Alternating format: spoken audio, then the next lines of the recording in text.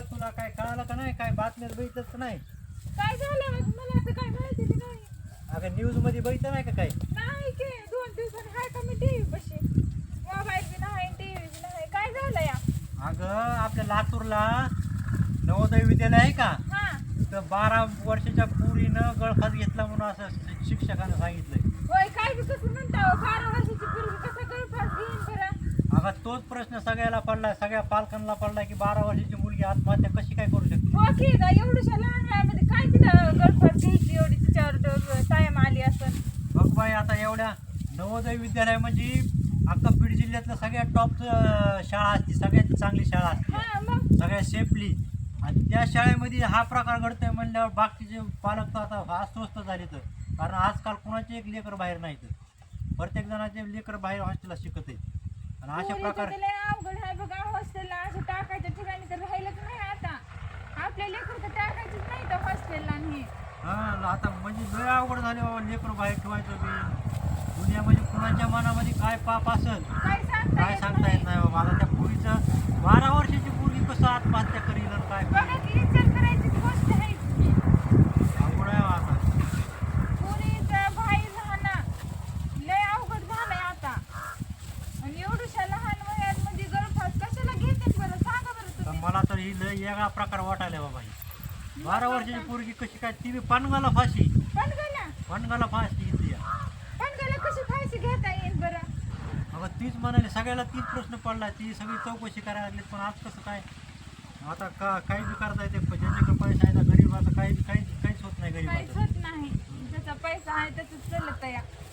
पणगाला कशी फाशी घेईल बरं? सांगा बरं तुम्हीच आता. बघ बरं लय अवघड झालं हो आता. काय बी ऐकण्यात येईल माय. बघा मित्रांनो, एक 12 वर्षाच्या मुली आत्महत्याचं तिच्या डोक्यात येऊ शकतंय कसं काय? आणि आदल्या दिवशी तिच्या आई वडिलांना ती बोललेली मुलगी, त्या मुलीला पणगाला फाशी घेतली मला असं घोषित केलं शिक्षकांनी. पोस्टमॉर्टम रिपोर्ट येईलच आता त्यांचा. पण हे प्रकार बघा किती धोकादायक आणि किती निंदनीय गोष्ट आहे. हे असल्या नवोदय विद्यालयामध्ये हा प्रकार घडत असेल तर आपल्या सर्वसाधारण शाळेमध्ये आपण काय विश्वास ठेवावा? काय वाटलं असेल त्या मायबापाला? लेकरं बाहेर टाकते शिकायला, कशाच्या जीवावर टाकायचं आणि कुणाच्या भरोश्यावर ठेवायचे बाहेर लेकरं? तर हातातल्या फोडासारखं आपण लेकर जपायचे आणि लोकांचे असे हवाली करायचे. तर मला काय म्हणायचंय, तुम्हाला शिकवायचे ना तुम्ही घरातच शिकवा ना. तुम्ही संस्कार द्या घरातच आपल्या लेकराला चांगले. नाही तर आपली लय ही आहे इच्छा आहे शिकवायची तर आपण स्वतः सिटीमध्ये शिफ्ट व्हायचं, तिथं काम धंदा करायचं आणि आपल्या लेकराला शिकवायचं. आणि असं दुसऱ्याच्या हवाली लेकरं तुम्ही करू नका. सोन्यासारखी लेकरं आपण जपता आणि अशा लोकांच्या हवाली करून आपण एवढं टॉर्चर करतो की त्या विद्यार्थ्याचा त्या मुलांचं बालपण सुद्धा हिरावून घेतो आपण. बालपण जमू द्या. मला काय म्हणायचं, 10वी झाले मॅच्युअर झाल्याच्या नंतर तुम्ही बाहेर टाका. एवढ्या लहान वयामध्ये लेकर बी बाहेर टाकते शिक्षक पालक लोक पण. म्हणजे बघ ना किती त्यांना काय कळतंय, त्यांना कमी जास्त काय काय खरं काय खोटं काय घाण काय चांगलं काय वगळं काहीच कळत एवढ्या नाही. लहान वयामध्ये काय करणार आहे? लोकांच्या ते हवाली mature करतो. नसते तर. तर ही लय निंदनीय गोष्ट आहे. हा असे प्रकार भरपूर झालेले आहेत पण उघडकीस खूप कमी येते. तर आणि असं गरीब माणसाला दाबू ठेवते, हे प्रकरण दाबू ठेवते. आता हे प्रकरण चांगलं पेटलंय तर ह्याचा खोलवर चौकशी झालीच पाहिजे. कारण 12 वर्षाची मुली कशी काय ती पणगाला फाशी घेतली मग डायरेक्ट तिचा मृतदेह हॉस्पिटलमध्ये तेव्हा पालकांना कळतंय. हां. अरे बाप, तोवर त्यांना कळतच नाही. तुम्ही सकाळी सांगितलं त्यांना. बघा म्हणजे बरं, रात्रभर काय काय वाटलं केलं असेल? असेल त्या मायबापाला? लय बेकार प्रकार घडलाय. हे सगळ्याला सांगणे की बाबा तुमचे लेकरं तुम्ही लहान आहे तर घराच्या बाहेर टाकूच नका. कारण कोणावर ह्या जगामध्ये आता कुणावरच विश्वास राहिला नाही.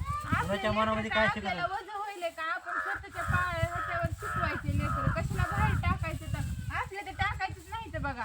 नाही हो, मी तर नाही टाकणार. किती का खर्च आहे ना, लोकाला वाटतं या कमी खर्चामध्ये शिक्षण व्हायला या, सगळं मोफत भेटायला या म्हणून टाकते तर बाहेर लेकरं.